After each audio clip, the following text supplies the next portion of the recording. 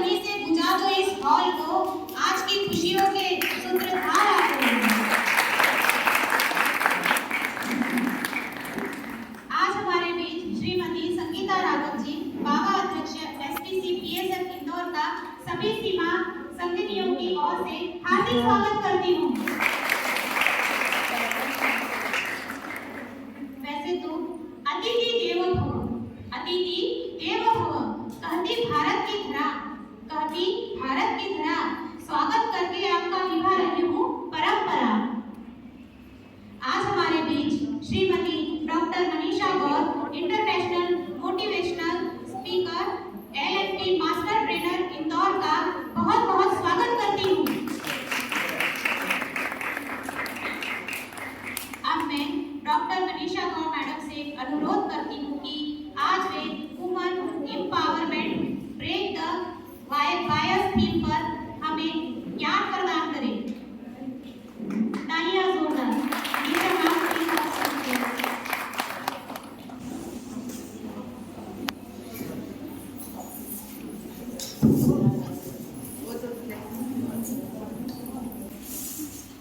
मैं दो पंक्तियों से अपनी बात की शुरुआत करूंगी। सुबह सुबह, क्या आप आखिर तक मुझे ठीक से सुन पा रहे हैं? Yes ma'am. जब सुबह सुबह चिड़िया उठकर के नींद खुशी की गाती है, जब पंछी कलरव करते हैं, बागों में मस्ती छाती है, हे स्त्री हे नारी, तब याद तुम्हारी आती है।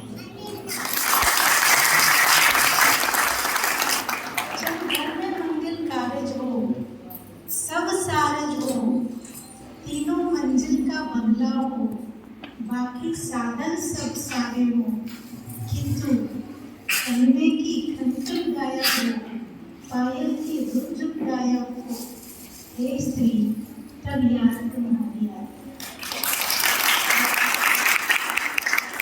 और जीवन के अंतिम वय में भी जब घुटनों ने साथ छोड़ दिया, मीठा खाने से डर लगता है, बच्चे प्रेम दूर गए, ऐसे में भी तुमने सुना सब कुछ, बस तुम और तुम, बस याद तुम्हारी आती है, बस याद तुम्हारी।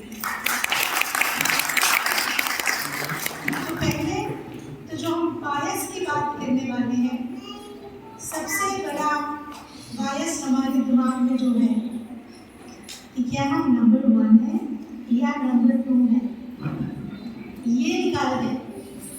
हम लोग नंबर 1 है ना नंबर 2 है, जो है हम ही हैं।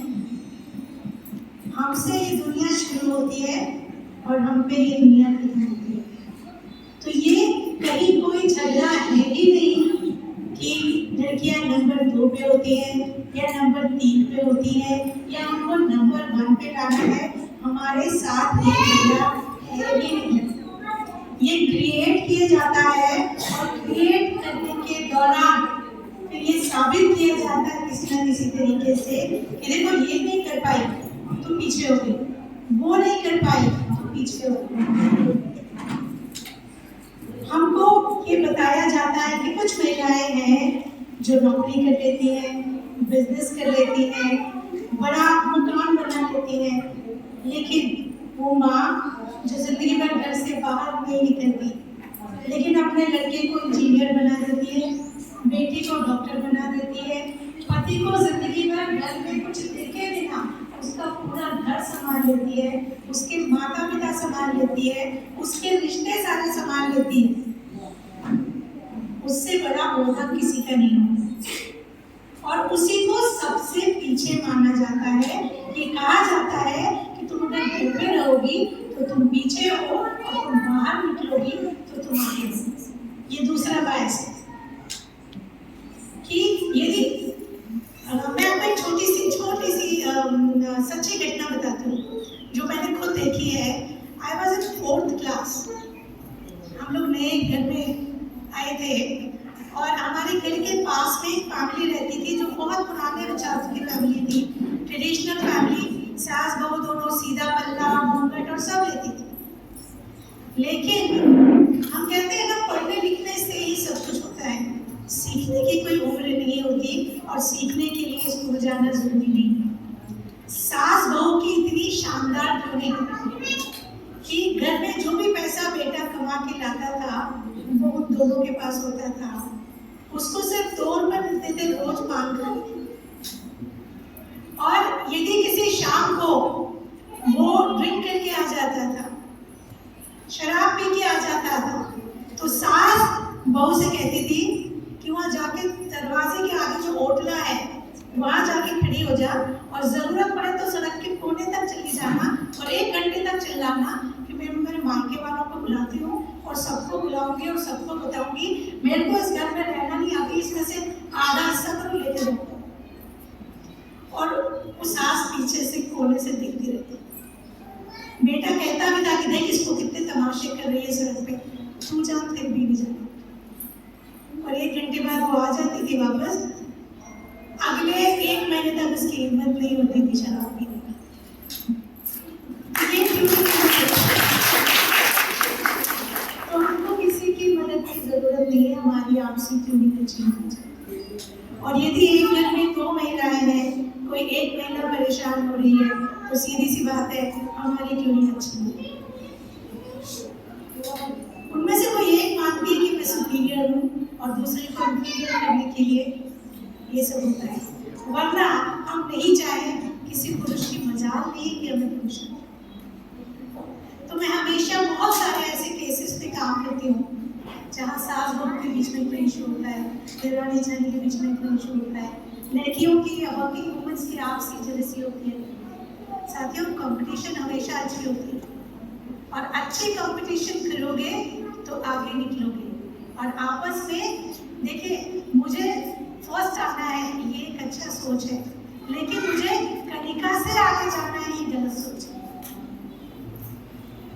मुझे अच्छे नंबर लाना है ये अच्छी बात है, लेकिन सुनीता से अच्छे नंबर लाना ये गलत बात है। सबकी अपनी मेहनत है, सबकी अपनी कैपेसिटी है। कोई डांस में कमाल कर लेगा, कोई शानदार सी पेंटिंग बना लेगा, कोई अच्छा लिख लेगा, कोई गणित में अच्छा नंबर ले आएगा। तो आपस में हेल्दी कंपटीशन करो। और हम अगर एक्टिविटीज हमारी स्ट्रॉन्ग रखेंगे, कोई बायस कहीं आएगा ही नहीं जिसे हमें ब्रेक करना पड़ेगा। ब्रेक द सीलिंग हमने बहुत बार पढ़ा होगा किताबों में, सिंड्रेला की स्टोरी हमने बहुत बार पढ़ी, पर मुझे लगता है ऐसा कुछ होता नहीं है। और अगर माने तो हर जगह होता है। हम स्कूल में जाएंगे तो, कॉलेज में जाएंगे तो, हम घर से निकलेंगे तो, माने तो बहुत सारे बायसेस हैं और हम ना माने तो हमारे लिए कोई बायस नहीं। बहुत छोटी छोटी बातें हैं। मैं बहुत सारी बच्चियों को यहाँ बैठे देख रही हूँ। बेटा, जिंदगी में आगे बढ़ने के बहुत मौके हैं, लेकिन आगे बढ़ने के लिए अपना बेसिस छोड़ना जरूरी नहीं, आधार छोड़ना जरूरी नहीं। पैंट पहन लो, कोई तकलीफ नहीं है, दुनिया की कोई ड्रेस पहनो, लेकिन साड़ी देख के मुंह बनाओ। हमारा अपना कल्चर, हमारा अपना हेरिटेज जितना स्ट्रॉन्ग है दुनिया में किसी कंट्री के पास।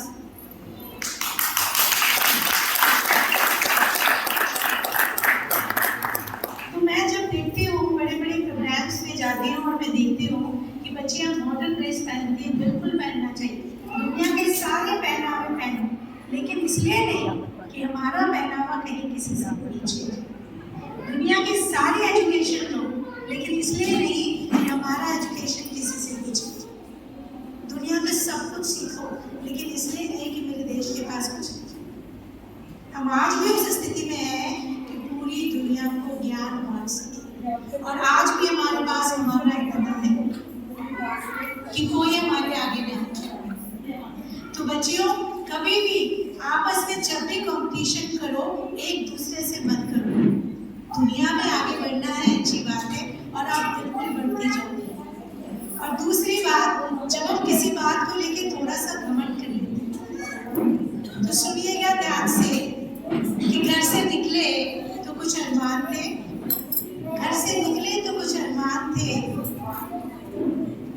एक तरफ शमशान, एक तरफ कब्रिस्तान थे। हड्डी पर पैर पड़ा, हड्डी के बयान थे। चलने वाले समझ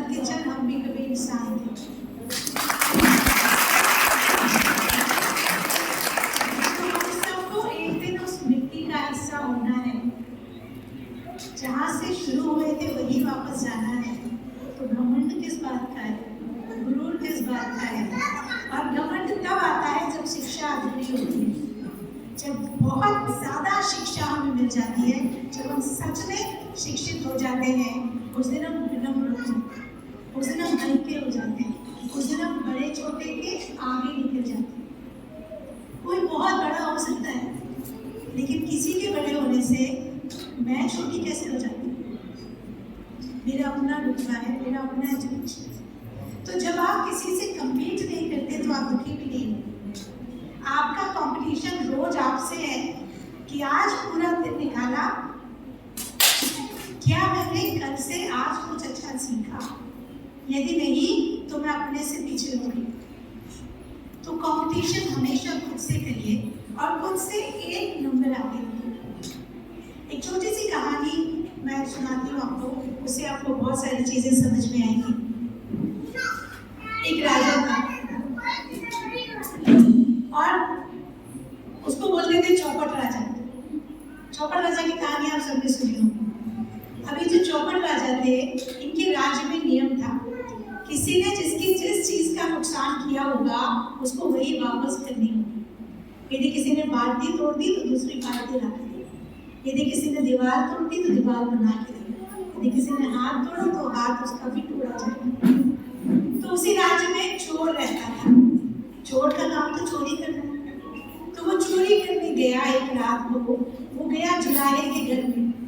अब उसने गड्ढा खोदा दीवार में, जैसे ही उसने सुर अंदर किया, उस गड्ढे के ऊपर जुलाहे का यंत्र रखा था, वो उसकी आंख में घुस गया, उसकी एक आंख फूट गई। और वो रोता रोता राजा के पास गया कि साहब मेरे साथ न्याय करो, मेरा तो काम ही चोरी का है, मेरा तो धंधा ही खत्म हो जाएगा, मेरी एक आंख चली गई। तो राजा ने बोला हाँ न्याय तो होगा, अब बताओ तुम्हारी आंख कैसे टूटी है? जिसने फोड़ी होगी उसकी आंख फोड़ी। उसने बोला वो जुलाहा, उसको अकल नहीं, घर में यंत्र कहाँ रखते हैं, ऐसी जगह रख दिया, बोलो मैंने सिर अंदर किया और मेरी आंख खुली। राजा ने जुलाहे को बुलाया, कहा ये कौन सा तरीका है?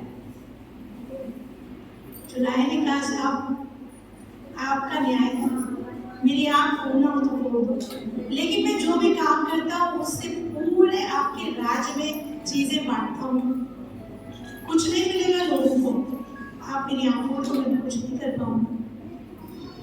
तो राजा ने पूछा अच्छा मैं क्या करें? न्याय तो करना पड़ेगा ना, चौपट राजा है, न्याय किसके लिए हो रहा है? चोर के लिए, है ना? तो राजा ने पूछा क्या करूँ, कोई तरीका बताओ। बोले मेरे घर के पास में दर्जी रहता है, उसको क्या है सिलाई तो लगा दी, एक हाथ से लगा चाहिए, तो आप उसकी दर्जी को बुलाया। दर्जी ने बोला साहब फोड़ने को तो फोड़ता हूँ आप, पर आप भी फोड़ते मैं ही सकता हूँ, एक तरफ का सिल दूंगा एक तरफ का खुला रहता। राजा बड़ा मुश्किल में कि इसकी आंख कैसे फोड़ूं? राजा ने बोला कोई उपाय बताओ। उपाय राजा पूछ रहा है किससे पूछ रहा है? जिनको वो अपराधी मान रहे हैं उनसे पूछ रहा है। तो दर्जी ने बोला मेरे घर के पास में एक मोची है, उसका क्या काम है? क्योंकि पूरी चप्पलें सिलता है, राजा से भी सिलेगा, वैसे तो पुरानी चप्पल होती है। राजा ने बोला ये बात सुनिए, मोची को बुलाएंगे, तूने सुनी है? मोची की आंख। आप सोच रहे होंगे कि मैडम को तो बड़ा समझदार समझ के बुलवाया था, ये तो ऐसी बात कर, ऐसा कहीं होता है क्या? तो साथियों जिंदगी में हम सब ऐसा करते हैं। एक और उदाहरण बताती हूँ कैसे करते हैं। एक बार आपके घर के कोई सज्जन होंगे या मेरे परिवार में होंगे, बड़ी खुशी खुशी सुबह सुबह नहा धो के तैयार होकर अपनी दुकान पर जा रहे थे। पत्नी ने पूछा आज क्या बात है जल्दी तैयार हो गए? आज मेरे को बोले एक बहुत बड़ा ग्राहक आने वाला और बहुत अच्छा धंधा मिलने वाला है, बहुत अच्छा कॉन्ट्रैक्ट मिलने वाला है। तो सुबह सुबह नहा धो के जल्दी जल्दी पूजा वूजा करके दुकान पर जाके बैठे। 12 बज गए, 1 बज गए, 2 बज गए, वो आया 3 बज गए, वो आया नहीं। हैरान परेशान दुखी और गुस्से में घर आ गए। छोटे भाई ने देखा कि भैया कुछ परेशान दिख रहे हैं, उसने पूछ लिया भैया क्या हो गया, आज थोड़ा मुद्रा दिख रहा है? अच्छा दिन भर काम करता हूँ दुकान में, तब तुम्हारी दाल रोटी चलती है, तुमको मेरा भी मुद्रा दिख रहा है? ऐसे दुकान आओ काम करो, काम कुछ करते नहीं। छोटे भाई ने सोचा कि भाई मैंने तो कुछ किया ही, ये भाई मेरे ऊपर क्यों चिल्ला है? पर बड़ा भाई था, उसको तो चिल्ला नहीं सकता। थोड़ी देर में भाभी ने पूछा कि भैया चाय बना, तो एक चाय भी मेरे से पूछ के बनाओगे क्या? दिन भर करते क्या हो, एक बार खाना बना के पटक देते हो, बाकी तो सोने का काम है। भी सोची कि आज क्या हो, लेकिन देवर थे, चिल्ला तो नहीं सकती थी। थोड़ी देर में ननद ने पूछा कि कुछ आपकी मदद कर दूं? जिंदगी भर तो मैं ही काम करती आ रही हूँ, एक बार मदद करना उसके लिए भी पूछूंगी। तो ननद सोची कि मैं तो कुछ अच्छा करने गई थी, अब ननद क्या करेगी, घर में सब तो बड़े हैं। वो शाम को भतीजे को पढ़ाने बैठी, मैडम ने टेस्ट में 0 नंबर दिए, एक चैप्टर पढ़ते लिखते नहीं हो, क्या करते रहते हो स्कूल में? बच्चा सोचा आज हुआ क्या हो गया, अब वो बच्चा क्या करेगा, दूसरे दिन स्कूल जाएगा और जो उससे कमजोर बच्चा होगा उसको किसी बात पे तो गिर रहेगा।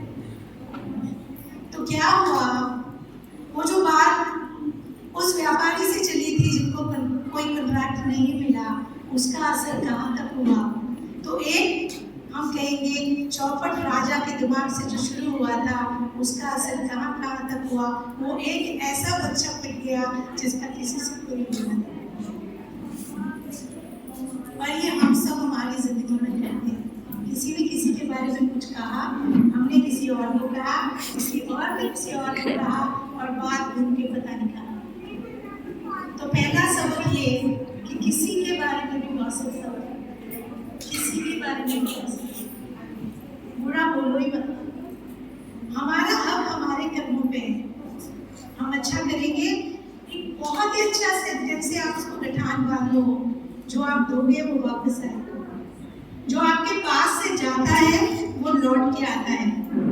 प्रेम जाएगा तो प्रेम लौट के आएगा, नफरत जाएगी तो नफरत लौट के आएगी, गुस्सा जाएगा तो गुस्सा लौट के आएगा, और खुशी जाएगी तो खुशी लौट के आएगी। तो आप जो चाहते हो कि आपको मिले वो आपको बांटना, और यदि किसी की बुराई करके बहुत आनंद मिलता है, बहुत सुख मिलता है, तो विश्वास करो कहीं किसी कोने में आपकी भी इसी तरह बुराई की जाएगी और अच्छे से की जाएगी, तब आप गुस्सा हो। दूसरा सबक, किसी के लिए जो भी करना, चाहे परिवार में चोरी हो, आपकी ननद हो, भाभी हो, आपकी माँ हो, आपकी सहेली हो, जितना कर सकते हो उतना कर दो, वापसी की उम्मीद मत करो। जब वापसी की उम्मीद करोगे दुख, तकलीफ आएगी, बुरा लगेगा, और फिर आप कहोगे इका वास्ते तो इतो क्यों मन पूछियो ही। तो आप इसलिए करती थी क्या कि आपको पूछा जाएगा, तो मन करिए, उतना ही करिए, और जब भी किसी और का करिए अपना ख्याल पहले रखिए। हम ज्यादातर ये करते हैं कि अपना ख्याल नहीं रखते, करते जाते हैं, करते जाते हैं, करते जाते हैं, और एक समय बाद जब फिजिकली वीक हो जाते हैं, एग्जॉस्ट हो जाते हैं, जब हम चाहते हैं कि हम काम कम करें, तब सबको आदत पड़ी होती है, और तब वो सोचते हैं कि ये बदल भी क्या। तो खुद से प्यार करो सबसे पहले, दुनिया में किसी को भी प्यार करने की। Love yourself, take care of yourself. आपका ध्यान आप ही नहीं रखते, लोग क्यों रखेंगे? किसको पढ़िए, तो अपना ध्यान खुद रखो, दूसरों से कम उम्मीद करो, और मेरा तो मानना है कि कर दो। आप मेरी माँ थी, कर दिया, आप मेरी बहन थी, कर दिया, आप मेरी दोस्त थी, कर दिया, मैं इस संगठन का हिस्सा थी, कर दिया, वापसी की नहीं की। उससे इतना ज्यादा करो ही मत कि आपको वापसी की उम्मीद हो जाए। जितना आसानी से कर सकते हो उतना करो, जितना खुशी से कर सकते हो उतना करो। ज्यादातर रिश्ते खराब इसलिए होते हैं कि हम उम्मीद बहुत कर लेते हैं और बाद में उम्मीद नहीं होती, दुखी होते हो। और डस्टबिन होता है आप सबके घर में, है ना? हर 24 घंटे का कचरा हम निकालते हैं, डस्टबिन में डालते हैं, और कचरे वाला उसको ले जाता है। अगर 3-4 दिन कचरे वाला नहीं आए तो हम जाके डाल के आते, हमसे बर्दाश्त नहीं होता, हम ढूंढते हैं कि क्यों नहीं आए।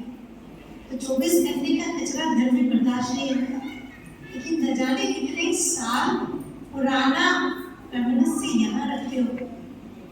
मेरे को उस दिन ऐसा बोला था, आप बताऊंगी। तो 24 घंटे का कचरा आपके घर में बदबू लाता है, तो 5 साल पुराना, 10 साल पुराना, 15 साल पुराना कचरा यहाँ अंदर तमाशा नहीं करेगा। फिर हम बोले मैं तो मीठा खाती नहीं थी, मैंने शुगर कैसे हुई थी? तो शुगर कभी मीठा खाने से होए को नहीं, बीपी कहाँ से आ गया? और बैक पेन्स होते हैं, घुटनों के दर्द होते हैं, यहाँ पे जो बहुत ज्यादा कई बार पेन होता है, maximum they are emotional pains. In NLP we believe यदि कोई भी नेगेटिव इमोशन आपके अंदर रखा है वो कहीं ना कहीं आपको परेशान करेगा। किसी के प्रति गुस्सा, किसी के प्रति नफरत, किसी के प्रति जलन, कुछ भी, कोई डर, यदि ऐसा कोई भी नेगेटिव इमोशन आपने अंदर रखा है तो उससे बाहर निकलिए। यदि जिंदगी आज के बाद अच्छी चाहिए, कैसे निकलेगी, कैसे निकले, कहना तो बड़ा आसान, पर जब याद आता है कि देखो मेरे को बड़े बाबू साहब ने उस दिन ऐसा कहा, आंसू आज भी आ जाता, वो तो कहने भूल ही गए और वो शायद किसी धुन में भी कह गई होंगी। उन्होंने आपको परेशान करने के लिए, कई बार कुछ लोगों की आदत होती है धुन में बोल जाते हैं, और चूंकि उन्होंने वैसा देखा होता है तो उनको कुछ उसका हमने भी कहीं सुना, कोई का सुना जाता, तो कैसे निकालेंगे। यदि किसी की बात बुरी लगी है तो उसे फोन करके कह दीजिए कि ऐसा मत बोलना, आपसे मेरा थोड़ा सा अच्छा लगे, व्हाट्सएप कर दीजिए, मेल कर दीजिए। यदि ऐसा लगे कि फोन करने से, बात करने से मसला और बढ़ सकता है तो शाम को प्रेयर में जिस किसी की आप पूजा करते हैं उसको दे दीजिए, कागज पे लिखिए और वो गन्नो भैया के सामने रख दीजिए कि गणेश जी ये तब संभालो, क्योंकि मेरे कर्म मेरी जिम्मेदारी पे है, उनके कर्म उनकी जिम्मेदारी पे। आप देखो, आई एम नॉट रिस्पॉन्सिबल। मैं अपने मन से, अपने दिल से ये बात निकालती हूँ और आपको सुनाती हूँ। ये आप करके देखिए, आपको बहुत हल्का लगेगा। और जो बच्चियां यहाँ बैठी हैं उनसे भी यही कहूँगी, यदि आपके किसी फ्रेंड से कोई झगड़ा हो जाए, बैठ के बात करके खूब झगड़ लो, कोई बात दिल में रख के मत जाओ, क्योंकि वो जो जलन यहाँ से शुरू होगी ना, धीरे धीरे आपको कब कल्प्रेट बना देगी आपको पता ही नहीं चलेगा। और किसी से बदला लेने के लिए वैसे कभी मत बनो। हमको लगता है ना इसने हमारी 3 बार चम्मच चुराया, एक बार अपन भी इसकी चम्मच चुरा लो ताकि इसको पता चले कि चम्मच मिलती है तो क्या होता है। तो 3 बार चोरी करने वाला चोर, 1 बार चोरी करने वाला भी चोर, फिर आप लोग उसमें कोई फर्क। इसलिए अगर किसी की बात बुरी लगी है तो तुरंत या तो उसको माफ कर दो, तुरंत उससे बात कर लो, या फिर जिस किसी को भी आप, जहाँ भी आप प्रेयर करते हैं, प्रेयर में अपने ईश्वर को, अपने भगवान को, अपने ईश्वर को कि आप संभालो, आप जानो इसका क्या करना है, मैं मेरी तरफ से खाली हूँ। बहनों, खाली होना बहुत जरूरी है, क्योंकि आपकी जिंदगी में आपके पास कितनी सुविधाएं हैं, यदि आपने बहुत कुछ यहाँ तक भर रखा है, कुछ मजा नहीं आएगा, क्योंकि लौट फिर के दिमाग वहीं आ जाएगा, ठीक है, मेरे साथ ऐसा क्यों हुआ।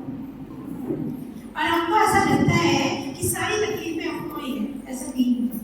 दुनिया में संघर्ष के बिना कोई जीवन कहीं पहुंचा ही नहीं। सबके साथ वही सब कुछ है, सबके साथ परिवार है, सबके साथ पड़ोसी है, सबके साथ रिश्तेदार है, सबके साथ अच्छे बुरे लोग, इन्हीं के साथ रहना है। कोई एक दिन ऐसा नहीं आएगा जहाँ सब बदल जाएगी। हाँ, यदि आप बदल गए तो आपकी पूरी दुनिया अपने आप बदल जाएगी। एक और छोटी सी कहानी है। 2 दोस्त 40 साल बाद आपस में मिले। एक दोस्त बड़ा फेमस हो गया था, लोग बड़ा उसका ध्यान रखते थे, इज्जत करते थे, मान रखते थे, और दूसरा ज्यादा कुछ कर नहीं पाया। जब दोनों आपस में बैठे तो जो कुछ नहीं कर पाया था उसने दूसरे से पूछा कि यार तूने ऐसा क्या किया जो तेरा इतना नाम है, लोग इतना सम्मान करते हैं और इतना आगे बढ़ गया था। तो उससे पूछा कि तू ऐसा क्यों पूछ रहा है और तूने ऐसा क्या किया जहाँ तू सफल नहीं हुआ।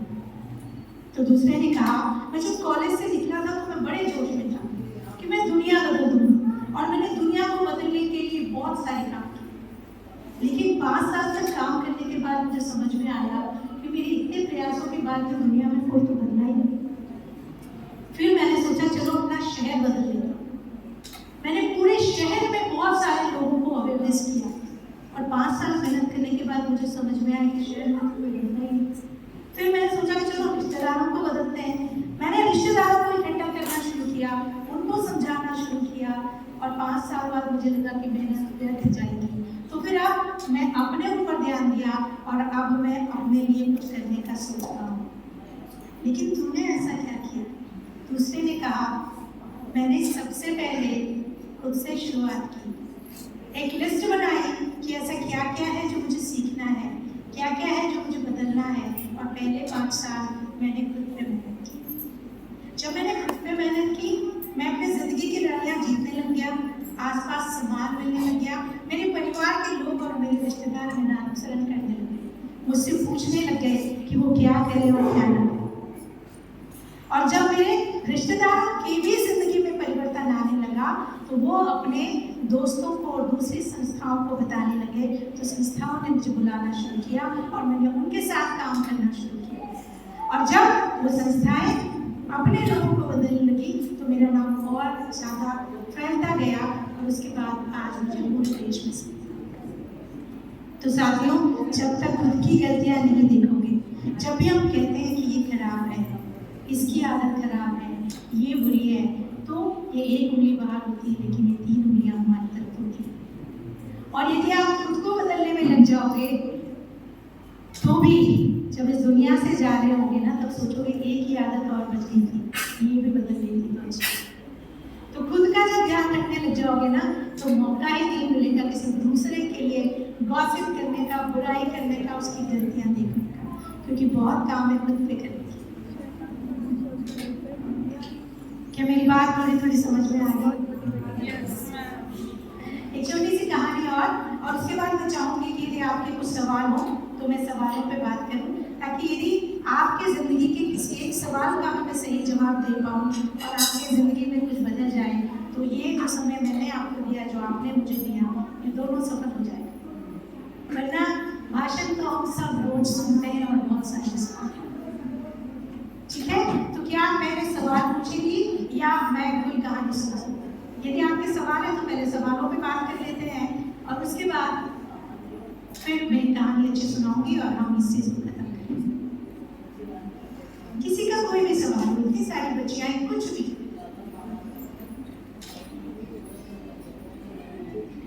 जब हम बात करते हैं कि जो ऐसा कुछ है जो हमें रोक रहा है, उसको तोड़ना है, तो अगर आपके आसपास ऐसा कुछ है जो आपसे टूट नहीं रहा, जिसको आप ब्रेक नहीं कर पा रहे, उसके बारे में बात नहीं करेंगे तो नहीं चलेगा।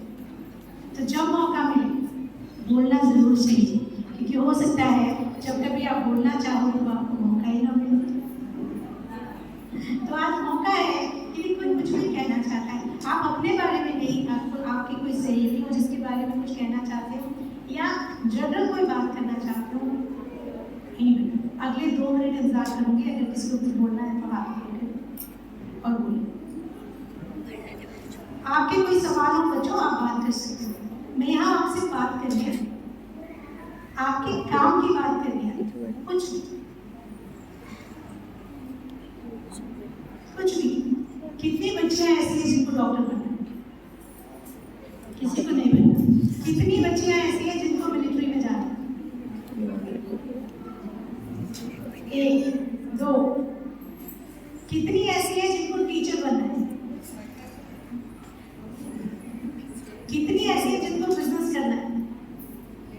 2, 3, 4, 5। कितनी ऐसी है जिनको सिविल सर्विसेज में जाना है? और कितनी ऐसी है जिनको कुछ नहीं करना है, अपना घर अच्छे से संभालना? कोई नहीं। बिल्कुल सही है बच्चों, आपकी इच्छाएं सिर्फ आप पर, और यदि आप चाहते हो कि जिंदगी में कुछ भी बनना चाहते हो, उसके लिए आज से तैयारी करो। आज से कहीं आपका लक्ष्य लिखा होना चाहिए। एक सर्वे हुआ था हार्वर्ड यूनिवर्सिटी में, उसमें उन्होंने एक मैनेजमेंट के पूरे बैच का सर्वे किया और 10 साल तक वो सर्वे किया। जिन लोगों ने अपने लक्ष्य लिख के कहीं रखे थे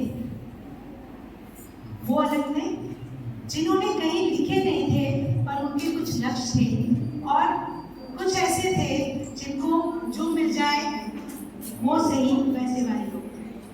तो जो पहले वाले लोग थे, जो मिला वो सही, वो लोग अपने बहुत सामान्य सा जीवन व्यतीत कर रहे हैं। जो दूसरे वाले थे जिनकी जिंदगी में कुछ लक्ष्य था पर लिखा नहीं था, वो कहीं कहीं थोड़े अच्छे गुणों में थे। लेकिन जो 30% लोग जिन्होंने अपने लक्ष्य को कहीं लिखा था, वो बचे हुए 97% लोगों के बराबर से ज्यादा कमा रहे थे, पैसा भी, पद भी, सम्मान भी, सब कुछ।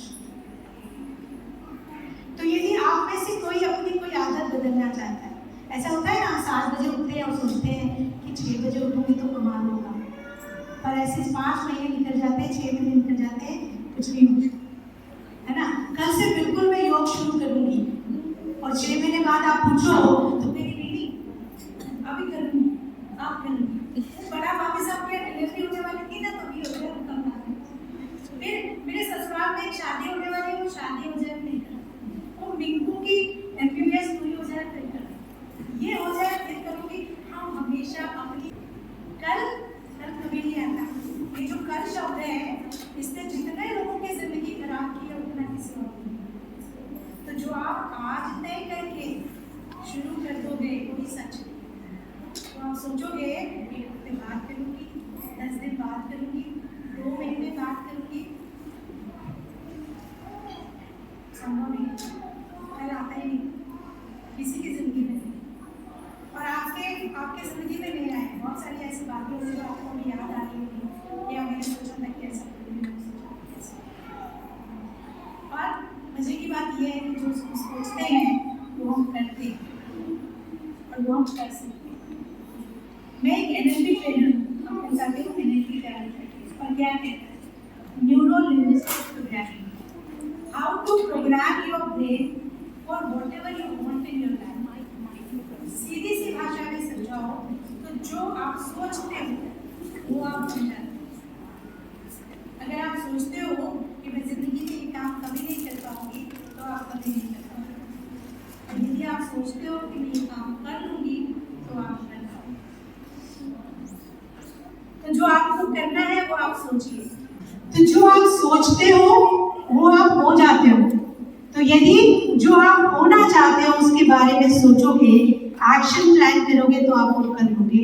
और हम ये कहते हैं एनएलपी में, दुनिया का कोई भी व्यक्ति जो काम कर सकता है वो काम में कर सकता है।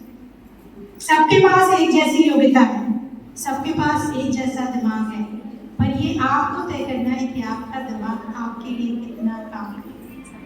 हम कहते हैं मन नहीं हुआ, मन नहीं करता, मन नहीं माना। जब आपका मन ही आपकी नहीं सुनता तो दुनिया क्यों सुनेगी, और पति भाई दूसरे क्यों सुनेंगे। तो पहले आपका मन आपके कंट्रोल में होना चाहिए। जो मुझे खाना है वो मुझे खाना है, जो मुझे नहीं खाना है मुझे नहीं खाना है, जहाँ मुझे जाना है वहाँ मुझे जाना है, जहाँ मुझे नहीं जाना है वहाँ मुझे नहीं जाना है। और आपका जो सच है वो सचमुच में सच है, ये आपको पता होना चाहिए। जो मैं कर रही हूँ वो सही है, और सही है तो मैं उस पर बनी रहूंगी, चाहे कुछ हो जाए। मुश्किलें तो आएंगी, बिना मुश्किल के कुछ होता ही नहीं, है ना। और स्ट्रॉन्ग रहना पड़ेगा, ये कहना पड़ेगा इस दुनिया को कि मुझे पुरानी कहावत थी ना, क्या की कहावत थी, अबला आए तुम्हारी आंचल में है जिंदा। ये पुरानी है, ये आज की कहावत है। हम इसको नहीं मानते, हम ये मानते हैं कि मेरे हाथों को काम दो, मेरे कौशल को मूल्य दो, मेरी संवेदनाएं मेरी पहचान है, मेरे द्वारा अर्जित ज्ञान को मानव ज्ञान का महत्वपूर्ण हिस्सा जानूं। मैं आज की स्त्री, मैं सतत क्रियाशील, और मुझे निष्क्रिय करने का कोई भी षड्यंत्र अब सफल नहीं होगा, नहीं होगा।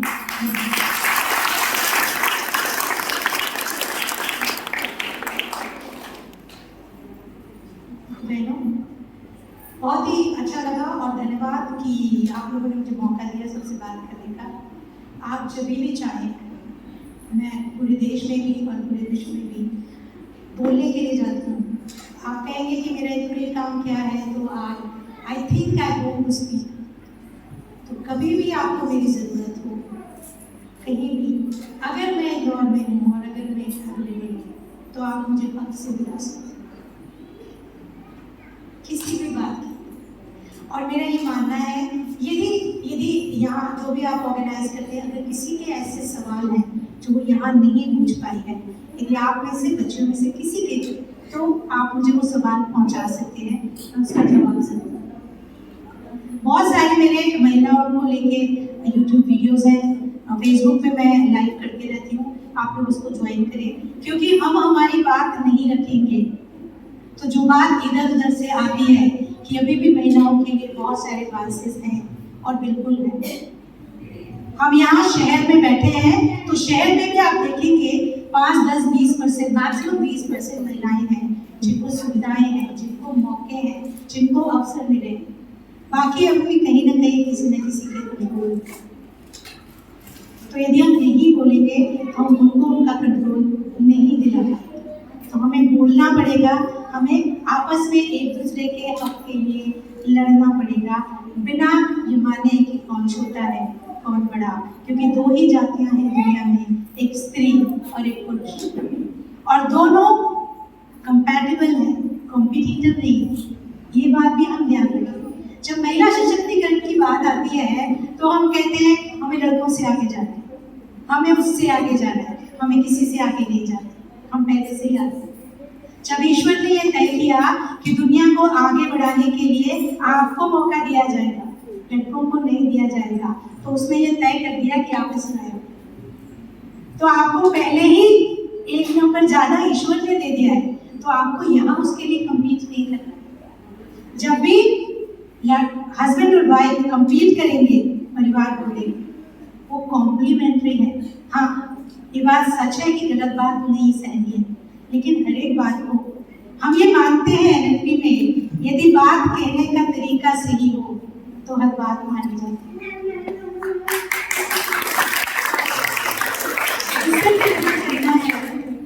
कि बात कहने का तरीका सीखना है, और एनएलपी शुरू होता है वहीं से कि जो बोलो आप विश्वास से बोलो, कब बोलना है, क्या बोलना है, कितना बोलना है, कैसे बोलना है, किस भाषा में। और एक बात मैं हमेशा कहती हूँ जब मैं महिलाओं से मिलती हूँ कि हम किसी की ऐसी बराबरी ना करें जिससे हमारे अपने मॉरल्स खत्म होते हो। क्योंकि लड़के पान की दुकान पे खड़े होते हैं तो हम भी खड़े हो सकते हैं, हम हो सकते हैं, लेकिन फिर आपकी वैल्यू भी वैसी होती है।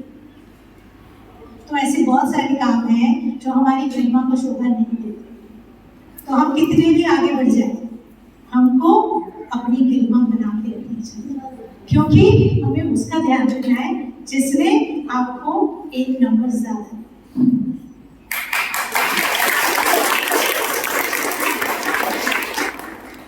और आपको एक ताली बजाने का तरीका मैं सिखा दूंगी। आपने कभी एक उंगली से ताली बजाई? 2 उंगली से बजाते, 3 से बजाते, 4 से बजाते, 5 से बजाते। जब भी आप किसी के लिए तालियां बजाओ तो जैसे मैंने कहा वैसे बजाओ जो लौट के आपके पास आने वाला। तो यदि आपको आज के इस कार्यक्रम के लिए और आप सबके लिए और मेरे लिए भी ताली बजाना है तो ऐसी बजाओ कि इसको पता चले कि तालियां